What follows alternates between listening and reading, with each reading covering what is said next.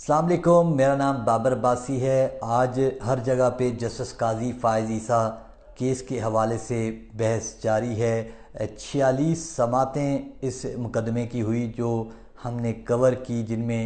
21 سماعتوں پر justice قاضی فائز عیسیٰ کے وکیل منیر ملک نے دلائل دیے، جبکہ 9 سماعتوں پر حکومت کے وکیل فروغ نسیم نے اپنا موقف پیش کیا۔ آج جب سماعت کا اختتام ہوا، تمام وکلاء کے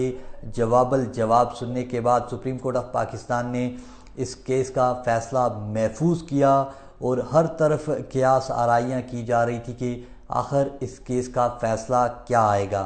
جب یہ فیصلہ آیا تو فیصلے کے بعد بھی مختلف لوگ اپنی اپنی رائے کا اظہار کر رہے ہیں۔ کوئی لوگ اس فیصلے کو جسٹس قاضی فائز عیسیٰ کے لیے بڑا اچھا قرار دے رہے ہیں، ان کی فتح قرار دے رہے ہیں، جبکہ بعض لوگوں کا خیال ہے کہ ابھی یہ معاملہ اختتام پذیر نہیں ہوا بلکہ یہ چلتا رہے گا۔ اگر یہ کہا جائے، میری جہاں تک میں نے اس فیصلے کو پڑھا، جہاں تک اس کیس کو میں نے کور کیا، سپریم کورٹ نے یہ آپشن بھی دیا تھا کہ معاملہ ایف پی آر کو بھیج دیتے ہیں، جس سے جسٹس قاضی فائز عیسیٰ نے انکار کیا تھا۔ اگر ان کے انکار کو دیکھا جائے تو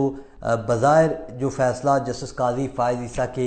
حق میں آج آیا ہے وہ ان کے خلاف نظر آتا ہے، کیونکہ سپریم کورٹ آف پاکستان نے ان کی اس استدعا کو، اس انکار کو مسترد کیا تھا کہ ان کی اہلیہ ایف پی آر کے سامنے جا کر بیان نہیں ریکارڈ کرائیں گی، نہ ہی ایف پی آر کو جا کر اپنی صفائی پیش کریں گی، کیونکہ جسٹس قاضی فائز عیسیٰ کا خیال تھا کہ اگر جسٹس قاضی فائز عیسیٰ کی اہلیہ نے اپنی تمام تفصیلات ایف پی آر کے سامنے رکھی تو وہ تفصیلات لیک ہو سکتی ہیں، وہ کوئی سازشی عناصر کے ہاتھ لگ سکتی ہیں، اور وہ اس میں کوئی پیسے جمع کرا کے ٹرانزیکشن کر کے تو ان کے خلاف کوئی نیا ریفرنس بھی آ سکتا ہے۔ لہذا وہ چاہتے تھے کہ ایف پی آر میں یہ معاملہ نہ جائے، لیکن سپریم کورٹ آف پاکستان نے ان کی اس دلیل کو، اس بات کو تسلیم نہیں کیا، اور سپریم کورٹ نے بظاہر یہ فیصلہ تو دیا ہے کہ جسٹس قاضی فائز عیسیٰ کے خلاف جو صدارتی ریفرنس دائر کیا گیا تھا وہ کالعدم قرار دیا جاتا ہے، جو 17 اگست 2019 کو جسٹس قاضی فائز عیسیٰ کو شو کاز نوٹس جاری کیا گیا تھا، جس پر تمام کیس کھڑا تھا فروغ نسیم کا۔ بیرسٹر فروغ نسیم کی جانب سے پہلے دن سے آخر تک ایک ہی موقف اختیار کیا گیا تھا کہ جب سپریم جوڈیشل کونسل کسی جج کو شو کاز نوٹس جاری کر دے، اس کے بعد سپریم کورٹ کا اختیار نہیں کہ یہ مقدمہ سنا جائے یا اس پر کوئی فیصلہ دیا جائے، لیکن فروغ نسیم کی اس دلیل کو بھی سپریم کورٹ آف پاکستان نے رد کیا ہے، اور یہ فیصلہ دیا ہے کہ یہ معاملہ جو ہے سپریم کورٹ کی جورسڈکشن میں ہے، سپریم کورٹ اس معاملے کو سن سکتی ہے۔ ابھی مختصر فیصلہ جاری کیا گیا ہے جس کے مطابق ریفرنس کو کالعدم قرار دیتے ہوئے عدالت عظمیٰ نے معاملہ ایف پی آر کو بھیجا ہے۔ ایف پی آر 7 روز میں جسٹس قاضی فائز عیسیٰ کی اہلیہ بچوں کو نوٹسز جاری کرے گی، تینوں جائیدادوں پر الگ الگ نوٹسز جاری کیے جائیں گے، اور اس کے جب جواب موصول ہو جائے گا تو اس کے بعد جسٹس قاضی فائز عیسیٰ کی اہلیہ اور بچوں کو، فریقین کو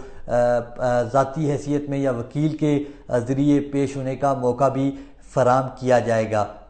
ساتھ ہی عدالت عظمیٰ کی جانب سے آج جسٹس قاضی فائز عیسیٰ کی اہلیہ کو بھی یہ ہدایت کی گئی ہے کہ وہ اگر بیرون ملک بھی ہوں تو وہ ایف پی آر کے نوٹس کا جواب جلد از جلد دیں۔ عدالت کی جانب سے ایف پی آر کو 60 روز کا وقت دیا گیا ہے۔ ایف پی آر کو یہ حکم جاری کیا گیا ہے کہ اس معاملے کے حل کے لیے ایک ان لینڈ ریونیو کمشنر مقرر کیا جائے جو 60 روز میں معاملے کا جائزہ لے اور فیصلہ کر کے report supreme court of Pakistan میں جمع کرائے۔ ایف پی آر کے پاس یوں تو کام مکمل کرنے کے لیے 60 دن ہیں، لیکن F P R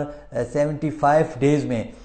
registrar supreme court جو کہ سپریم جوڈیشل کونسل کے سیکرٹری بھی ہیں ان کو اپنی رپورٹ پیش کرنے کے پابند ہوں گے۔ اگر وہ 75 دن میں رپورٹ پیش نہ کر سکے یا اس میں طوالت ہوئی تو 100 روز کے بعد جو ہے چیئرمین FPR اور اس پر وضاحت دیں گے کہ اس معاملے میں طوالت کیوں اختیار کی گئی ہے۔ عدالت کی جانب سے FPR کو بھی یہ حکم جاری کیا گیا ہے کہ معاملے میں التوا نہ دیا جائے بلکہ اس کو جلد از جلد نپٹایا جائے۔ 29 درخواستیں اس مقدمے میں آئی تھی۔ آج کا جو یہ فیصلہ ہے وہ متفقہ طور پر 10 رکنی فل کورٹ نے جاری کیا ہے، لیکن FPR میں معاملہ بھیجنے کے فیصلے سے جسٹس منصور علی شاہ، جسٹس مقبول باقر اور جسٹس یحییٰ آفریدی نے اختلاف کیا۔ ان کی رائے اس فیصلے کے حوالے سے یہ تھی کہ یہ معاملہ یہیں پر ختم ہو جانا چاہیے، اس معاملے کو FPR میں نہ بھیجا جائے، کیونکہ وہ سمجھتے تھے کہ جسٹس قاضی فائز عیسیٰ کی اہلیہ اس مقدمے میں فریق نہیں ہیں، لہذا سپریم کورٹ ان کے خلاف یا ان کے حوالے سے فیصلہ نہیں دے سکتی۔ جسٹس قاضی فائز عیسیٰ کی اہلیہ اس مقدمے میں فریق نہیں ہیں، لیکن ان کی اہلیہ کی جانب سے خود اس معاملے میں عدالت کو بیان دیا گیا تھا، جس کے بعد ان کو فریق تو نہیں بنایا گیا، لیکن اب اس مقدمے کے فریق تبدیل ہو چکے ہیں۔ پہلے حکومت کی جانب سے بنائے گئے ریفرنس میں جسٹس قاضی فائز عیسیٰ فریق تھے، لیکن اب ان کی اہلیہ اس مقدمے میں فریق ہیں، ان کے بچے اور بیٹی اور بیٹا اس مقدمے میں فریق بن چکے ہیں۔ لیکن جسٹس قاضی فائز عیسیٰ سپریم کورٹ سے کلین چٹ کے باوجود ان پر یہ تلوار لٹکتی رہے گی، کیونکہ حکومت کی جانب سے ان پر جو الزامات لگائے گئے ہیں وہ الزامات بھی ابھی تک اپنی جگہ پر قائم ہیں، کیونکہ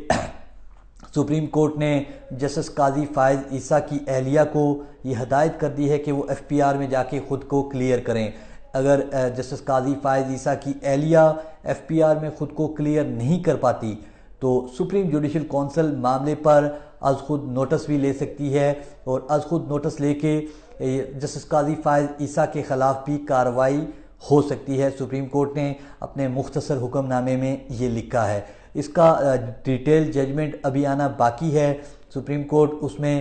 باقی جو نکات جسٹس قاضی فائز عیسیٰ اور دیگر درخواست گزاروں کی جانب سے اٹھائے گئے تھے اس پر کیا آبزرویشن دیتی ہے، اس کا وہ ڈیٹیل ججمنٹ آنے کے بعد ہی پتہ لگ سکے گا۔ لیکن جسٹس قاضی فائز عیسیٰ کی جانب سے اپنی درخواست میں حکومت پر سنگین الزامات عائد کیے گئے تھے۔ جس درخواست کو سپریم کورٹ آف پاکستان نے منظور کیا ہے اس میں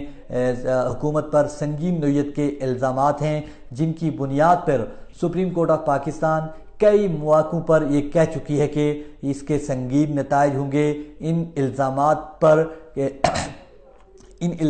پر ایک منتخب جمہوری حکومت کو